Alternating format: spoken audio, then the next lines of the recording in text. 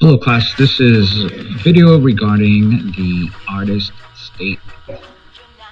So you guys are building your portfolio, it's a digital portfolio and you have a collection of your work, but now it's time to make your artist statement. And I know it may seem a little advanced, but I think every person who's ever taken an art class has decided at some point that they have to stand for something in their art. Even if your projects seem a little trivial or just not as involved, you still have something to stand for. You have to kind of think about how you relate to art in your world and your life experience. And an artist statement is well defined by this woman here, Sarah Hotchkiss, and she has a whole website around what is an art statement and how to write one.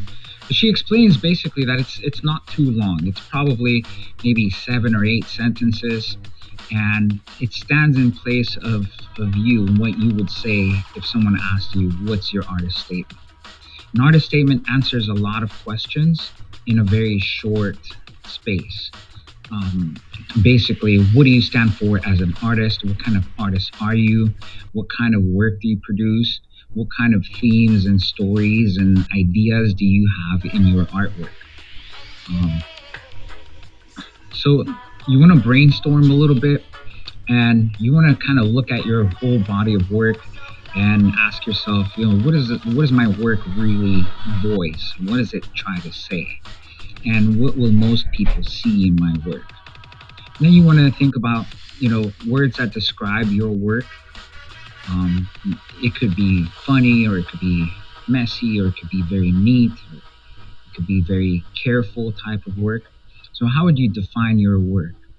And then also think about how you want to connect with your viewers, right? Maybe your viewers are just your family members, or just your friends, or maybe it's just a couple of people out there who really enjoy your work. What would you say to them if you were present but you couldn't be? That's really what your artist statement will say.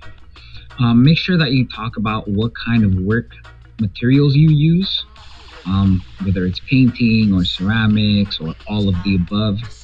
Maybe you want to talk about how this is just for a class and you learn a few things about certain process of art. And then think about what makes you excited as an artist or as a student artist, right? Maybe you really favor ceramics over painting or drawing.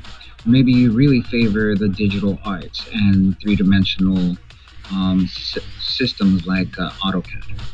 Maybe you just find it really fulfilling to use your time doodling, and maybe that's what you get out of it. Maybe it provides you a sense of calm in your work. Try not to sound like you have a chip on your shoulder. Try not to sound like you're using words that don't fit your work. Right? Try not to use too much art English, right? You can't use, like, for example, too many big words all together at the same time, because then a normal person wouldn't understand it, right? And then also tell the truth. Make sure that what you're saying about your artwork is not false, right? That you're honest about your work and how it relates to your life.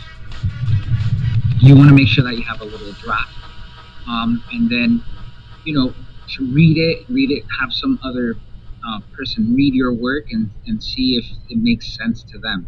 All right. Make sure that you consider your audience, that you know that this is for class, and it could be also an artist statement for other work, for future work. And it would be a great artist statement if you thought about it in connection to your future career. Maybe to be an artist is not necessarily something you want to be, but maybe you want to be some other type of professional, and art plays a small part in being that kind of a professional, right? In the end, really, You want to make sure that your artist statement says something about your work, what you stand for as an artist, and what you believe your work shows.